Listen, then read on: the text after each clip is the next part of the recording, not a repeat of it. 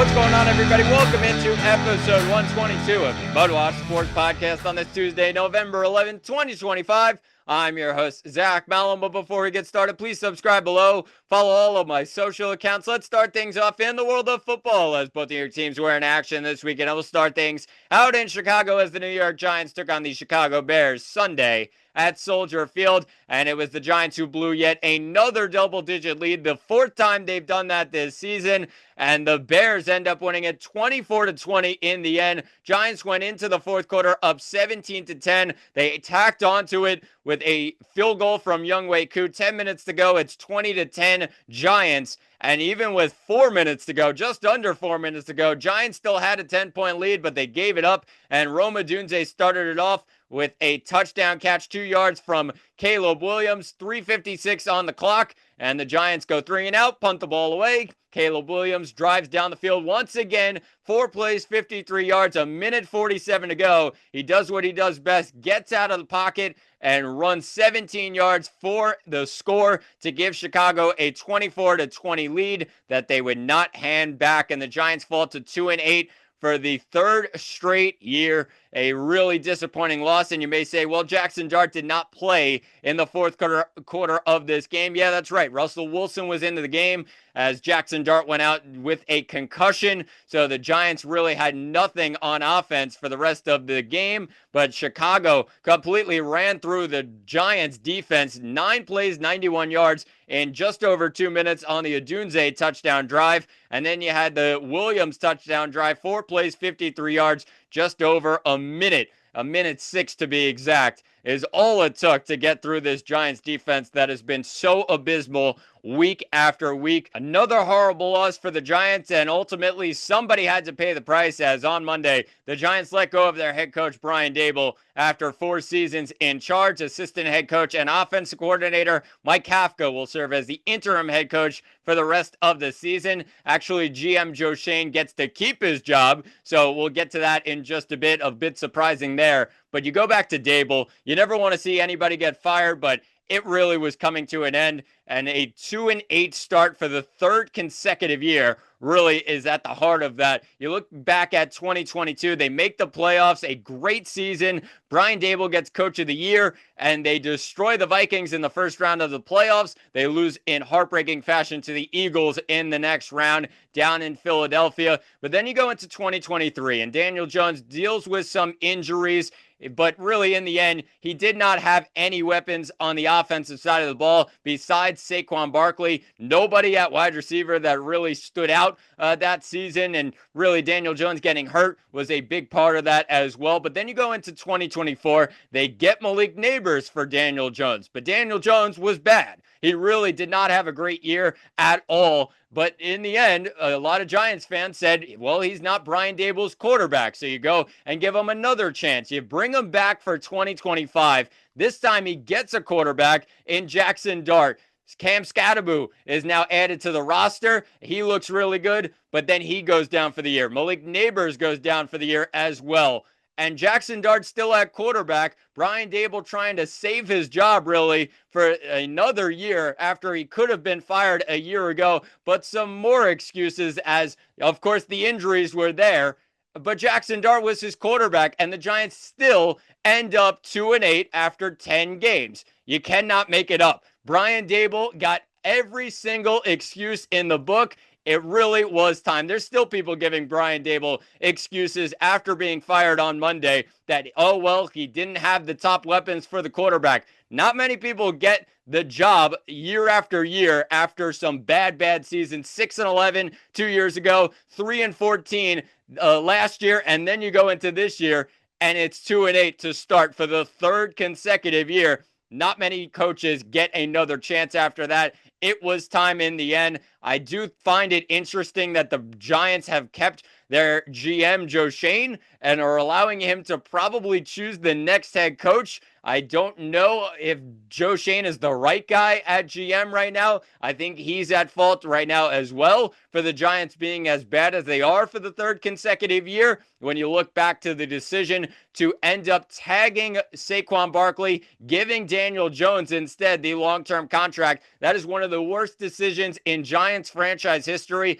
and that is completely drawn them back year after year. A decision like that, they ultimately lose both Saquon Barkley and Daniel Jones, who are both very successful right now on other teams. So really, Joe Schoen has to pay the price as well. I don't understand why he's keeping his job in the end. Yes, the scouting and the drafting has looked good so far for this year. And really, when you look at it in the end, Scatterboot, Neighbors, even a year ago, Abdul Carter. You also got Jackson Dart at quarterback. Yeah, some good draft picks there, but Joe Schoen has made plenty of mistakes and deserves to be gone as well. I think in the end, Shane Bowen will probably lose his job as well at the end of the year with how bad the Giants' defense has been week after week this season. But ultimately, somebody had to pay the price. It was Brian Daboll. He did get every single chance to make up for the losses year after year. But 2-8, third straight year of doing that, you cannot make it up, and you cannot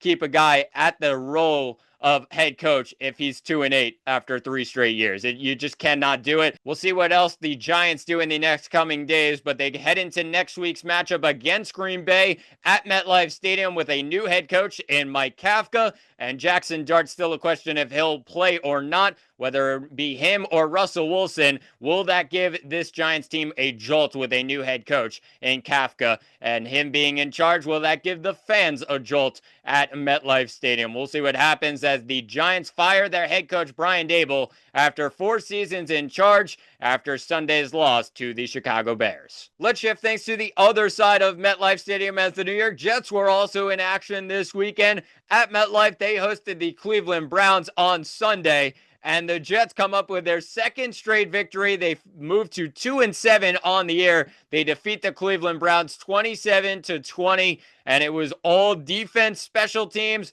and Breece Hall in this game. Those were the positives for the Jets. They really did a great job of getting things going on the defensive side of the ball. Will McDonald had an all-time day. He's just the 3rd New York Jet in franchise history to have 4 sacks in a game. Had 4 sacks, 5 tackles in this game.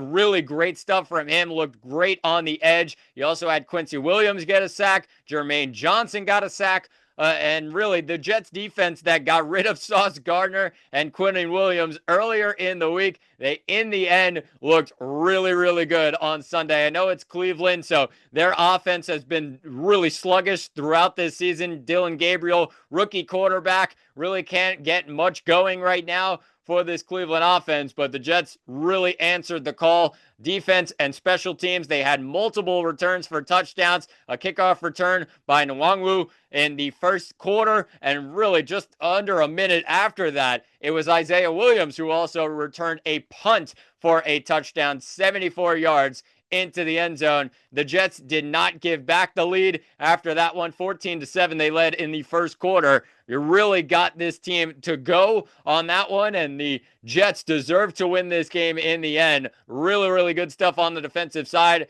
It was not great on the offensive side of the ball. I do give credit to Breece Hall as well as the offensive line. That looked great so far this season and looked great, probably, in my opinion, their best game this season, the offensive line. That's how good they looked. Breece Hall, 21 carries, 83 rushing yards, but he also had a 42-yard screen pass for a touchdown. He took it all the way into the end zone, and the Jets end up getting Justin Fields a win, but he did not look good in this game. 6 of 11, 54 yards with a touchdown and an interception. The touchdown ended up being Breece Hall, like I said, 42 yards. That means if Justin Fields did not have that screen pass for a touchdown, he would have just 12 yards passing on the day. That's not good enough, and the Jets need to figure something out at quarterback because Justin Fields is not the answer. I know they ended up winning the game, but they can be a whole lot better with Tyrod Taylor at quarterback over Justin Fields. He's just not getting things going on the offensive side of the ball. Took 3 sacks in this game, and without Breece Hall, Justin Fields has a real zero burger in this game. He was just really, really bad, and the Jets have to figure something out in future weeks. But the Jets ultimately get the win, 27-20. They take down the Browns, and the second straight victory for the New York Jets coming off of the bye week. They won the week before against Cincinnati, and the Jets are starting to roll. You're starting to see some optimism in Jetland after 2 straight victories against AFC North opponents, but now they go into a very tough matchup against the New England Patriots. We'll end up previewing that game on Thursday's episode. A very tough game on the road at Gillette Stadium, primetime football. And New England is 8-2 on the year, leading the AFC East. Shockingly leading the AFC East. Really looking strong with Drake May and Mike Vrabel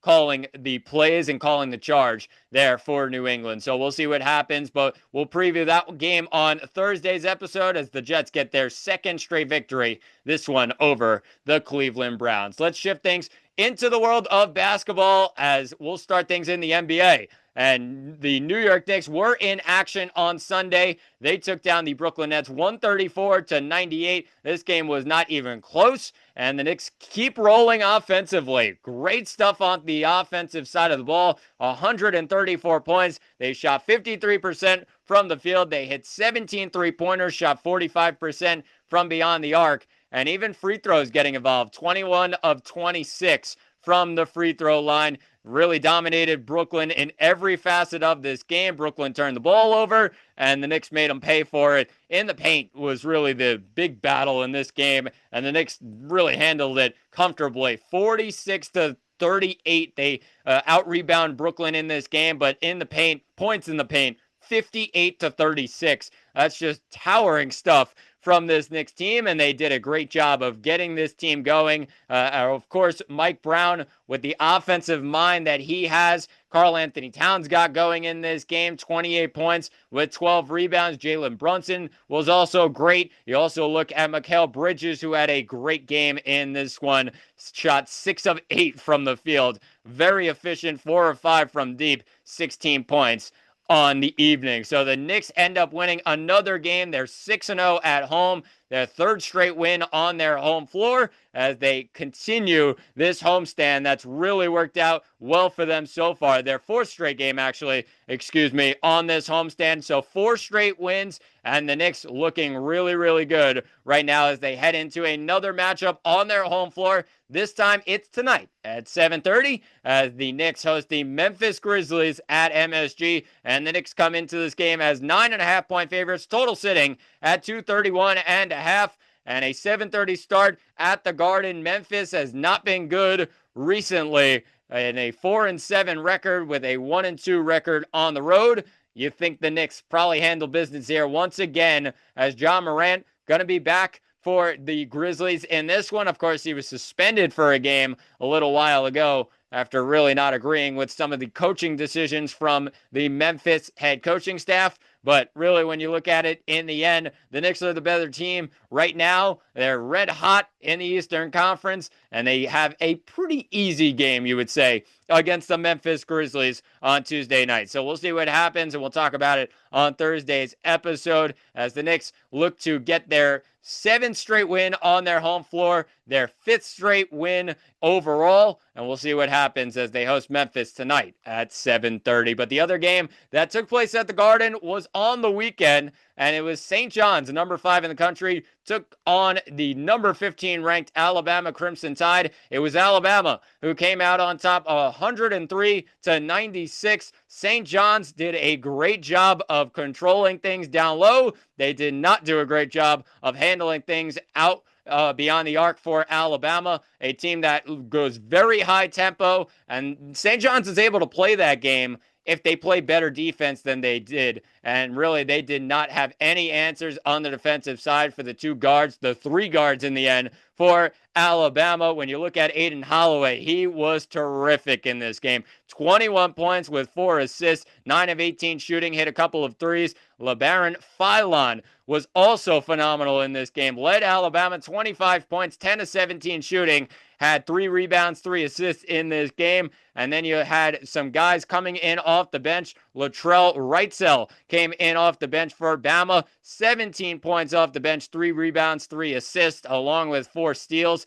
He had 4 threes off the bench. And really, when you cannot handle the guard play of the Crimson Tide. It's going to be a long day for you. And the St. John's Red Storm just had this one in the bag. They had the momentum with around 80 points when you look at it. They hit a three with Joseph Sannon, who ended up giving St. John's the lead, but Alabama had answers left and right on the offensive side of the ball, and really St. John's had no answers. Like I said, on the defensive end, they could not handle the shooting of Alabama, and really in the end, you look at it, as Bama only shot 48% from the field and they shot 31% from three. You're thinking, wow, St. John's did a great job on the defensive side of the ball, but they didn't, as Alabama ends up getting some open threes, getting some open looks towards the end of the game, and St. John's, it looked like they just ran out of gas. But really, when you look at this game in the end, St. John's, a team that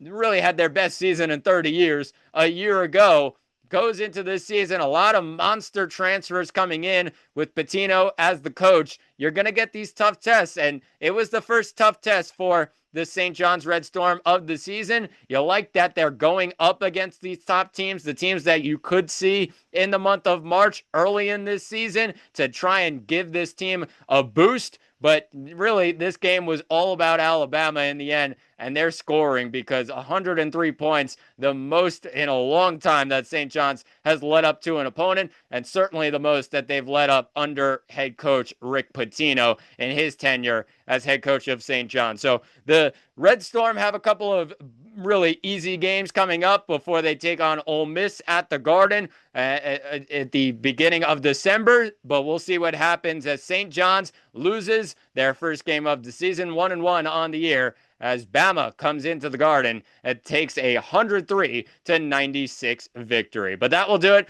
for episode 122 of the MudWatch Sports Podcast. Please subscribe below. I've been Zach Malum, and thanks for watching, and talk to you all on Thursday.